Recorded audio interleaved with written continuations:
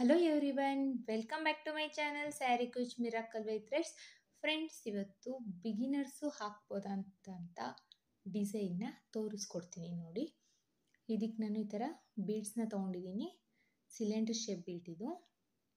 ಮತ್ತು ಆರೆಳೆ ದಾರನ ರೆಡಿ ಮಾಡಿ ಅಲ್ಲಿ ತುದಿಲಿ ಗಂಟಾಗಿ ಇಟ್ಕೊಂಡಿದ್ದೀನಿ. ಬಟ್ಟೆಗೆ ಹೇಗೆ ಹಾಕೋದು ಅಂತ ನೋಡೋಣ ಬನ್ನಿ. ಫಸ್ಟು ಬಟ್ಟೆಗೆ ಕ್ರೋಶನ ಹಾಕಿ, ನಾನಿಲ್ಲಿ 10ನೇ ನಂಬರ್ ಕ್ರೋಶನ ತೊಗೊಂಡಿದ್ದೀನಿ. ಬಟ್ಟೆ ಕ್ರೋಶನ ಹಾಕಿ 6 ಎಳೆ ದಾರದಲ್ಲಿ 3 ಎಳೆ ದಾರನ ತೊಗೋಬೇಕು. ಈ ಥರ 3 ಎಳೆ ದಾರನ ತೊಗೊಂಡಾಗ ಸ್ವಲ್ಪ ಸುಕ್ಕಾಗೋ ಥರ ಕಾಣಿಸುತ್ತೆ. ಆಗ ದಾರನ ಸ್ಟ್ರೈಟ್ ಮಾಡ್ಕೊಳ್ಳಿ. ಈ ಥರ ಬಿಚ್ಚಿಬಿಟ್ಟು ಸ್ಟ್ರೈಟ್ ಮಾಡಿಕೊಂಡು ಒಂದು ಸಿಂಗಲ್ ಲಾಕ್ನ ಮಾಡ್ಕೋಬೇಕು. ಸಿಂಗಲ್ ಲಾಕ್ ಆದಮೇಲೆ ಪಕ್ಕದಲ್ಲೇ ಇನ್ನೊಂದು ಸಿಂಗಲ್ ಲಾಕ್ನ ಮಾಡ್ಕೊಳ್ಳೋಣ. 2 ಟೈಮ್ಸು ಸಿಂಗಲ್ ಲಾಕ್ನ ಮಾಡ್ಕೋಬೇಕು ನಾವಿಲ್ಲಿ. 2 ಟೈಮ್ಸ್ ನೋಡಿ, ಪಕ್ಕನೇ 2 ಟೈಮ್ಸು ಸಿಂಗಲ್ ಲಾಕ್ನ ಮಾಡ್ಕೊಂಡಿದ್ದೀನಿ. ಲಾಕ್ ಆದಮೇಲೆ 1 2 3 4 4 ಚೈನ್ನ ಹಾಕ್ಕೊಂಡು ಎಲ್ಲಿ ಬರುತ್ತೆ ಅಂತ ನೋಡಿ, 4 ಚೈನ್ ಎಲ್ಲಿ ಬರುತ್ತೆ ಅಂತ ನೋಡಿಕೊಂಡು ಅಲ್ಲಿಗೆ ಸಿಂಗಲ್ ಲಾಕ್ ಅಥವಾ ಸಿಂಗಲ್ ಕ್ರೋಶೆನ ಮಾಡ್ಕೋಬೇಕು. ಸಿಂಗಲ್ ಕ್ರೋಶೆನ ಮಾಡ್ಕೊಳ್ಳೋಣ. ಸಿಂಗಲ್ ಕ್ರೋಶೆ ಆದಮೇಲೆ ಈಗ ನೋಡಿ, 4 ಚೈನ್ ಹಾಕಿ ಸಿಂಗಲ್ ಕ್ರೋಶೆ ಆದಮೇಲೆ ದಾರನ ಮೇಲ್ ಮಾಡಿ ಈ ಬೀಡ್ ತೊಗೊಂಡಿದ್ದೆ ಅಲ್ವಾ, ಆ ಬೀಡನ್ನ ನಾನು ಇನ್ಸರ್ಟ್ ಮಾಡ್ತಾ ಇದ್ದೀನಿ. ಬೀಡನ್ನ ಇನ್ಸರ್ಟ್ ಮಾಡಿ ಬೀಡ್ ಲಾಕ್ನ ಮಾಡ್ಕೋಬೇಕು. ನೋಡಿ, ಬೀಡ್ ಇನ್ಸರ್ಟ್ ಆದಮೇಲೆ ಬೀಡ್ ಲಾಕ್ನ ಮಾಡ್ಕೋಬೇಕು. ಬೀಡ್ ಲಾಕ್ ಆದಮೇಲೆ ಸ್ಟ್ರೈಟಾಗಿಟ್ಟು ಎಲ್ಲಿ ಬರುತ್ತೆ ಅಂತ ಬೀಡ್ ನೋಡಿಕೊಂಡು ಸ್ಟ್ರೈಟಾಗಿಟ್ಟು ಬಟ್ಟೆಗೆ ಲಾಕ್ನ ಮಾಡ್ಕೊಳ್ಳೋಣ. ನೋಡಿ, ಇಲ್ಲಿ ಬಟ್ಟೆಗೆ ಲಾಕ್ನ ಮಾಡ್ತಾ ಇದ್ದೀನಿ. ಬಟ್ಟೆ ಸುಕ್ಕಾಗದೇ ಇರೋ ರೀತಿ ನೋಡಿಕೊಂಡು ನಾವು ಲಾಕ್ಗಳನ್ನ ಮಾಡ್ಕೋಬೇಕಾಗುತ್ತೆ ಇಲ್ಲಿ. ಮತ್ತು ಈಗೇನು 4 ಚೈನ್ನ ಹಾಕ್ಕೊಳ್ಳೋಣ. 1 2 3 4 4 ಚೈನ್ನ ಹಾಕ್ಕೊಂಡು ಬಟ್ಟೆಗೆ ಎಲ್ಲಿ ಬರುತ್ತೆ ಅಂತ ನೋಡಿಕೊಂಡು ಬಟ್ಟೆಗೆ ಸ್ಟ್ರೈಟಾಗಿಟ್ಟು ಬಟ್ಟೆಗೆ ಲಾಕ್ನ ಮಾಡ್ಕೋಬೇಕು. ಬಟ್ಟೆಗೆ ಲಾಕ್ನ ಮಾಡ್ಕೊಳ್ತಾ ಇದ್ದೀನಿ. ಲಾಕ್ ಆದಮೇಲೆ ಮತ್ತೆ ದಾರನ ಮೇಲ್ ಮಾಡಿ ಬೀಡನ್ನೇ ಇನ್ಸರ್ಟ್ ಮಾಡ್ಕೊಳ್ಳೋಣ. ಬೀಡನ್ನ ಇನ್ಸರ್ಟ್ ಮಾಡ್ಕೊಳ್ತಾ ಇದ್ದೀನಿ. ಬೀಡ್ ಇನ್ಸರ್ಟ್ ಆದಮೇಲೆ ಬೀಡ್ ಲಾಕ್ನ ಮಾಡ್ಕೋಬೇಕು. ಬೀಡ್ ಲಾಕ್ ಆದಮೇಲೆ ಬಟ್ಟೆಗೆ ಸ್ಟ್ರೈಟಾಗಿಟ್ಟು ಎಲ್ಲಿ ಬರುತ್ತೆ ಅಂತ ನೋಡಿಕೊಂಡು ಬಟ್ಟೆಗೆ ಲಾಕ್ನ ಮಾಡ್ಕೋಬೇಕು. ಬಟ್ಟೆಗೆ ಲಾಕ್ ಆದಮೇಲೆ ಎಗೇನ್ 4 ಚೈನ್ನ ಹಾಕ್ಕೋಬೇಕು. 1 2 3 4 ಚೈನ್ನ ಹಾಕ್ಕೊಳ್ಳೋಣ. ಸ್ಟ್ರೈಟಾಗಿಟ್ಟು ಎಲ್ಲಿ ಬರುತ್ತೆ ಅಂತ ನೋಡಿಕೊಂಡು ಬಟ್ಟೆಗೆ ಲಾಕ್ನ ಮಾಡ್ಕೊಳ್ಳೋಣ. ಮತ್ತು ಬೀಡನ್ನ ಹಾಕಬೇಕು. ಸೇಮ್ ಇದೇ ಪ್ರೊಸೀಜರಲ್ಲಿ ಕಂಟಿನ್ಯೂ ಮಾಡ್ಕೊಳ್ಬೇಕು. ನಾನು ಕಂಟಿನ್ಯೂ ಆದಮೇಲೆ ಕೊನೆಯಲ್ಲಿ ತೋರಿಸ್ತೀನಿ. ಬಟ್ಟೆ ಪೂರ್ತಿ ಕಂಪ್ಲೀಟ್ ಆದಮೇಲೆ ಇದೇ ಥರ ಫುಲ್ ಮಾಡ್ಕೊಳ್ಳಿ. ಲಾಕ್ ಆದಮೇಲೆ ಕೊನೆಯಲ್ಲಿ 1 or 2 ಚೈನ್ನ ಹಾಕ್ಕೊಂಡು ದಾರನ ಟ್ರಿಮ್ ಮಾಡ್ಕೋಬೇಕು. ಈ ಥರ ಟ್ರಿಮ್ ಆದಮೇಲೆ ನೋಡಿ, ದಾರ ನಿಂಗೆ ಹೇಳ್ದು ಟೈಟಾಗಿ ಮಾಡಿಕೊಂಡ್ರೆ ಇದು ಸ್ಟಿಫಾಗಿ ಕುತ್ಕೊಳ್ಳುತ್ತೆ. ನೋಡಿ, ಈ ಥರ ಇದೇ ಥರ ಬೇಸಿಕ್ ಲೈನ್ ಇರಬೇಕು. 4 chain 1 bead, 4 chain 1 bead. Same ಇದೇ ಪ್ರೊಸೀಜರಲ್ಲಿ, ಎಲ್ಲೂ ಚೇಂಜಸ್ ಇರಲ್ಲ. ಇದೇ ಪ್ರೊಸೀಜರಲ್ಲಿ ಮಾಡ್ಕೊಳ್ಳಿ. ಈಗ ಸೆಕೆಂಡ್ ಸ್ಟೆಪ್ಪಲ್ಲಿ ನಾನು ಅದೇ ಕಲರ್ ಥ್ರೆಡ್ನ ತೊಗೊಂಡಿದ್ದೀನಿ. ಸ್ಟಾರ್ಟಿಂಗ್ ಏನು ಲಾಕ್ ಮಾಡಿದ್ದೀನಿ ನೋಡಿ, ಆ ಲಾಕ್ ಮೇಲೇ ಸಿಂಗಲ್ ಕ್ರೋಶೆ ಅಥವಾ ಲಾಕ್ನ ಮಾಡ್ಕೊಳ್ತಾ ಇದ್ದೀನಿ. ಆ ಲಾಕ್ ಬಂದು ಟೈಟಾಗಿದ್ದರೆ 6 ಎಳೆ ದಾರನೂ ತೊಗೊಳ್ಳೋಣ. ಇಲ್ಲ ಅಂದರೆ ಅದರಲ್ಲಿ ಸ್ಟಾರ್ಟಿಂಗ್ ನಾನು ಹೇಗೆ 3 ಎಳೆ ದಾರ ತೊಗೊಂಡು ಲಾಕ್ ಮಾಡಿದ್ದೀನಿ ನೋಡಿ, ಆ ಥರ ಮಾಡ್ಕೋಬೇಕಾಗುತ್ತೆ. ಲಾಕ್ ಆದಮೇಲೆ 1 2 2 ಚೈನ್ನ ಹಾಕ್ಕೊಂಡಿದ್ದೀನಿ ನೋಡಿ. 2 ಚೈನ್ನ ಹಾಕ್ಕೊಂಡು ಸೂಜಿ ಮೇಲೆ ಒಂದ್ಸಲಿ ದಾರ ತಗೊಂಡು ನೋಡಿ, 4 ಚೈನ್ ಗ್ಯಾಪ್ ಇದೆ ಅಲ್ವಾ, ಆ 4 ಚೈನ್ ಪಕ್ಕದಲ್ಲಿರೋ 4 ಚೈನ್ ಗ್ಯಾಪಿಗೆ ಡಬಲ್ ಕ್ರೋಶೆನ ಮಾಡ್ಕೊಳ್ಬೇಕು. ನೋಡಿ, ಸೂಜಿ ಮೇಲೆ ಒಂದ್ಸಲಿ ದಾರ ತಗೋಬೇಕು. 4 ಚೈನ್ ಗ್ಯಾಪಿಗೆ ಹೋಗಿ 2ರಲ್ಲಿ 1 ಡಬಲ್ ಕ್ರೋಶೆನ ಮಾಡ್ಕೋಬೇಕು. ಹೀಗೆ ಅದೇ ಥರ ಡಬಲ್ ಕ್ರೋಶೆನ ಮಾಡ್ಕೊಳ್ಳೋಣ. ಮತ್ತೆ ಒಂದು ಡಬಲ್ ಕ್ರೋಶೆನ ಮಾಡ್ಕೊಳ್ತಾ ಇದ್ದೀನಿ. ಏನಿಲ್ಲ, ಸೂಜಿ ಮೇಲೆ ಒಂದ್ಸಲಿ ದಾರ ತಗೋಬೇಕು. 4 ಚೈನ್ ಗ್ಯಾಪಿಗೆ ಹಾಕಿ 3 ಲೂಪ್ ಆಗುತ್ತೆ. 2ರಲ್ಲಿ 1 ಡಬಲ್ ಕ್ರೋಶೆನ ಮಾಡ್ಕೋಬೇಕು. ಸೇಮ್ ಪ್ರೊಸೀಜರಲ್ಲಿ 4 ಚೈನ್ ಫಿಲ್ ಆಗೋ ರೀತಿಯಲ್ಲಿ ನಾವು ಡಬಲ್ ಕ್ರೋಶೆನ ಮಾಡ್ಕೋಬೇಕಾಗುತ್ತೆ. 1 2 3 4 5 6 7 7 ಡಬಲ್ ಕ್ರೋಶೆ ಆಗಿದೆ. ಇದು 8ನೇ ಡಬಲ್ ಕ್ರೋಶೆನ ನಾನು ಮಾಡ್ತಾ ಇದ್ದೀನಿ. ಒಟ್ಟು ನಾವು 4 ಚೈನ್ ಫಿಲ್ ಆಗೋ ರೀತಿಯಲ್ಲಿ ಡಬಲ್ ಕ್ರೋಶೆನ ಮಾಡಬೇಕು.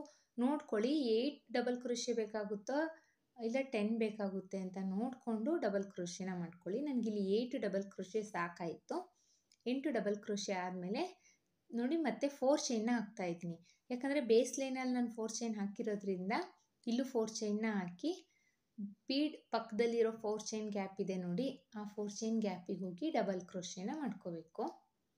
ಈಗೇನು ಮತ್ತೆ ಸೂಜಿ ಮೇಲೆ ಒಂದ್ಸಲಿ ದಾರ ತಗೊಂಡು 4 ಚೈನ್ ಗ್ಯಾಪಿಗೆ ಹೋಗಿ ಡಬಲ್ ಕ್ರೋಶೆನ ಮಾಡ್ಕೋಬೇಕು.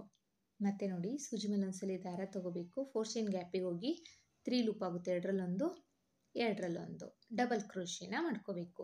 ಮತ್ತೆ ನೋಡಿ ಸೂಜಿ ಮೇಲೆ ಒಂದ್ಸಲಿ ದಾರ ತಗೊಳ್ಳೋಣ, 4 ಚೈನ್ ಗ್ಯಾಪಿಗೆ ಹೋಗಿ 3 ಲೂಪ್ ಆಗುತ್ತೆ, ಎರಡರಲ್ಲೊಂದು ಎರಡರಲ್ಲೊಂದು ಡಬಲ್ ಕ್ರೋಶೆನ ಮಾಡ್ಕೋಬೇಕು. ಇದೇ ಥರ ಒಟ್ಟು ನಾವು 8 ಡಬಲ್ ಕ್ರೋಶೆನ ಮಾಡ್ಕೋಬೇಕು. ಸ್ಟಾರ್ಟಿಂಗಲ್ಲಿ ನಾನು 8 ಡಬಲ್ ಕ್ರೋಶೆ ಮಾಡ್ಕೊಂಡಿದ್ದೀನಿ ಅಲ್ವಾ, ಸೊ ಹಾಗಾಗಿ ಎಲ್ಲ 4 ಚೈನ್ ಗ್ಯಾಪಲ್ಲೂ 8 ಡಬಲ್ ಕ್ರೋಶೆನೇ ಮಾಡ್ಕೋಬೇಕು. ಇನ್ ಕೇಸ್ ನಿಮಗೆ 10 ಡಬಲ್ ಕ್ರೋಶೆ ಆಯಿತು ಅಂದರೆ ಎಲ್ಲ ಗ್ಯಾಪಲ್ಲೂ ನಾವು 10 ಡಬಲ್ ಕ್ರೋಶೆನ ಮಾಡ್ಕೋಬೇಕು.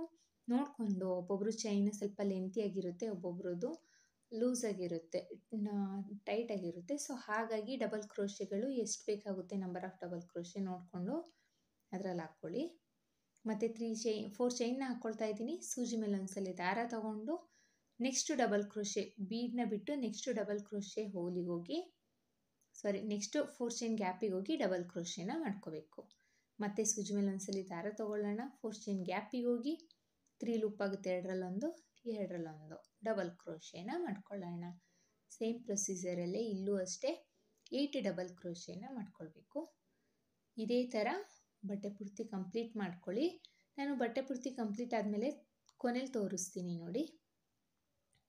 ಕೊನೆಯಲ್ಲಿ ಒಂದು ಡಬಲ್ ಕ್ರೋಶೆನ ಹಾಕಬೇಕಾಗಿತ್ತು, ಹಾಕಿ 2 ಚೈನ್ನ ಹಾಕ್ಬಿಟ್ಟು ನೋಡಿ ದಾರನ ಟ್ರಿಮ್ ಮಾಡ್ಕೊಳ್ತಾ ಇದ್ದೀನಿ. ಕೊನೆಯಲ್ಲಿ ಅಷ್ಟೇ ದಾರ ಟ್ರಿಮ್ ಮಾಡ್ಕೊಳ್ಳೋಕ್ಕಿಂತ ಮುಂಚೆ 1 or 2 ಚೈನ್ನ ಹಾಕ್ಕೊಂಡೆ ದಾರನ ಟ್ರಿಮ್ ಮಾಡ್ಕೋಬೇಕು, ಇಲ್ಲ ಬಿಚ್ಚೋಗೋ ಚಾನ್ಸಸ್ ಇರುತ್ತೆ. ಮತ್ತು ಈ ಥ್ರೆಡ್ಗಳನ್ನ ಹಿಂದೆ ಬ್ಯಾಕ್ ಸೈಡಲ್ಲಿ ಈ ಥರ ಪೇಸ್ಟ್ ಮಾಡ್ಬೋದು, ಇಲ್ಲಾಂದರೆ ಕುಚ್ಚು ಕಟ್ತೀವಲ್ಲ ಕುಚ್ಚಿನ ಜೊತೆ ಅದನ್ನು ಆ್ಯಡ್ ಮಾಡಿಕೊಂಡು ಕಟ್ಬೋದು. ಮತ್ತು ನೋಡಿ ಈಗ ಥರ್ಡ್ ಸ್ಟೆಪ್ಪಲ್ಲಿ ನಾನು ಬೇರೆ ಕಲರ್ ಥ್ರೆಡ್ನ ತೊಗೊಂಡಿದ್ದೀನಿ. ಇಲ್ಲಿ 2 ಚೈನ್ನ ಹಾಕಿದ್ದೀನಿ ನೋಡಿ, ಸ್ಟಾರ್ಟಿಂಗಲ್ಲಿ 2 ಚೈನ್ ಹಾಕಿದ್ನಲ್ಲ ಆ ಹೋಲ್ ಹತ್ರ, ಆ ಗ್ಯಾಪ್ ಹತ್ರ ಹೋಗಿ ನೋಡಿ 6 ಎಳೆ ದಾರದಲ್ಲಿ ನಾನು 3 ಎಳೆ ದಾರನ ಮಾತ್ರ ತೊಗೊಳ್ತಾ ಇದ್ದೀನಿ. ಹೇಗೆ ತೊಗೊಳ್ತಿದ್ದೀನಿ ಅಂತ ನೋಡ್ಕೊಳ್ಳಿ. 3 ಎಳೆ ದಾರನ ತೊಗೊಂಡು ನೋಡಿ ದಾರನ ಎಲ್ಲ ಬಿಚ್ಚಿಬಿಟ್ಟು ಮತ್ತೆ ಹೊಸದಾಗಿ ಸುತ್ಕೊಳ್ತಾ ಇದ್ದೀನಿ. ಆ ಥರ ಸುತ್ಕೊಳ್ಳಿ, ಆವಾಗ ದಾರ ಸ್ಟಿಫಾಗಿರುತ್ತೆ. ಮತ್ತು ಪಕ್ಕದಲ್ಲಿ ಅಲ್ಲೇ 3 ಎಳೆ ದಾರ ತಗೊಂಡು ಸಿಂಗಲ್ ಕ್ರೋಶೆನ ಮಾಡ್ಕೋಬೇಕು. ಸಿಂಗಲ್ ಕ್ರೋಶೆ ಆದಮೇಲೆ ಪಕ್ಕದಲ್ಲಿರೋ ಡಬಲ್ ಕ್ರೋಶೆ ಮೇಲ್ಗಡೆ ಹೋಲಿಗೊಂದು ಸಿಂಗಲ್ ಕ್ರೋಶೆನ ಮಾಡ್ಕೊಳ್ಬೇಕು. ನೆಕ್ಸ್ಟ್ ಅದ್ರ ಪಕ್ಕದಲ್ಲಿರೋ ಸಿಂಗಲ್ ಕ್ರೋಶೆ ಡಬಲ್ ಕ್ರೋಶೆ ಮೇಲ್ಗಡೆ ಹೋಲಿಗೆ ಹೋಗಿ ಸಿಂಗಲ್ ಕ್ರೋಶೆನ ಮಾಡ್ಕೊಳ್ಳೋಣ. ಸಿಂಗಲ್ ಕ್ರೋಶೆ ಒಟ್ಟು 3 ಸಲ ಸಿಂಗಲ್ ಕ್ರೋಶೆ ಹಾಕ್ಬಿಟ್ಟು 3 ಸಲ ಸಿಂಗಲ್ ಕ್ರೋಶೆನ ಮಾಡಿದ್ದೀನಿ. ಸಿಂಗಲ್ ಕ್ರೋಶೆ ಆದಮೇಲೆ 3 ಚೈನ್ನ ಹಾಕ್ಕೊಂಡು ಸೂಜಿ ಮೇಲೆ ಒಂದ್ಸಲಿ ದಾರ ತಗೊಂಡು ನೆಕ್ಸ್ಟ್ 4 ಚೈನ್ ಗ್ಯಾಪ್ ಇದೆ ಅಲ್ವಾ, ಆ ಗ್ಯಾಪಿಗೆ ಹೋಗಿ ಡಬಲ್ ಕ್ರೋಶೆನ ಮಾಡ್ಕೋಬೇಕು. ನೋಡಿ ಇಲ್ಲಿ ಸೂಜಿ ಮೇಲೆ ಒಂದ್ಸಲಿ ದಾರ ತಗೊಳ್ಳೋಣ, 4 ಚೈನ್ ಗ್ಯಾಪಿಗೆ ಹೋಗಿ 3 ಲೂಪ್ ಆಗುತ್ತೆ, ಎರಡರಲ್ಲೊಂದು ಎರಡರಲ್ಲೊಂದು ಡಬಲ್ ಕ್ರೋಶೆನ ಮಾಡ್ಕೋಬೇಕು.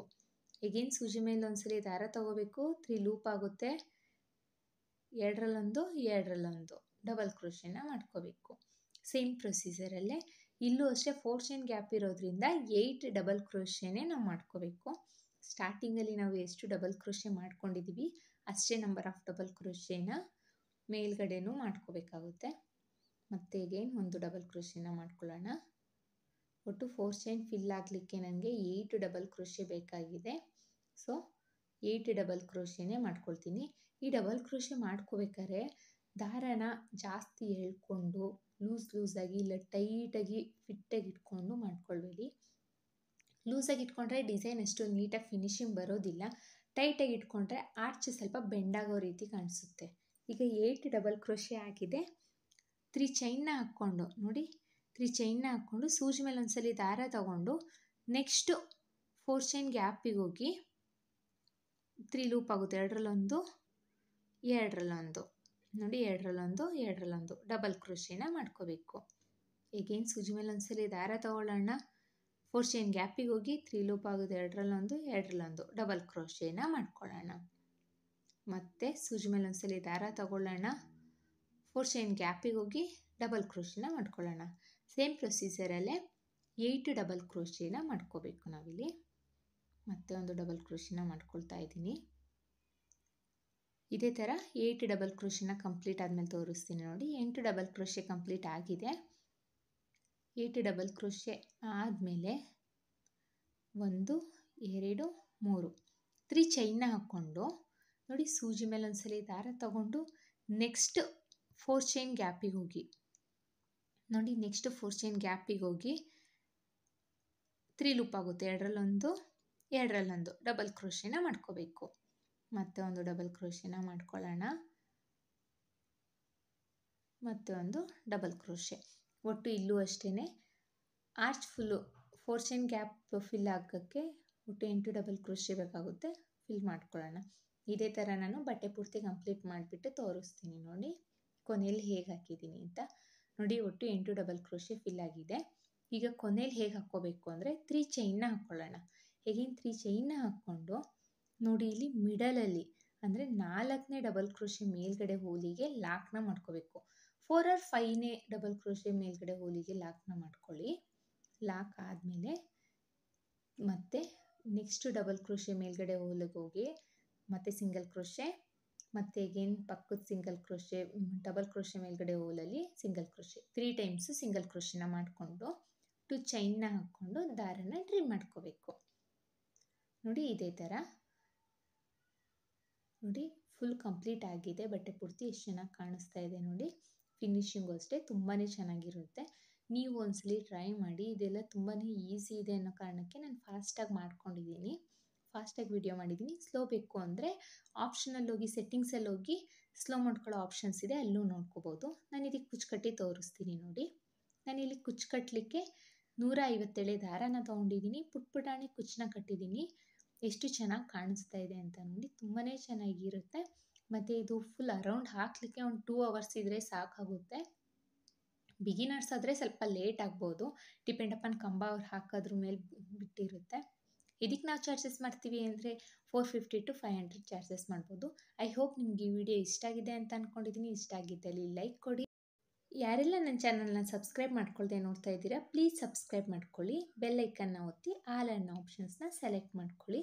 ಮತ್ತೆ ಮುಂದಿನ ವಿಡಿಯೋಲಿ ಭೇಟಿಯಾಗೋಣ. Thank you for watching. Bye.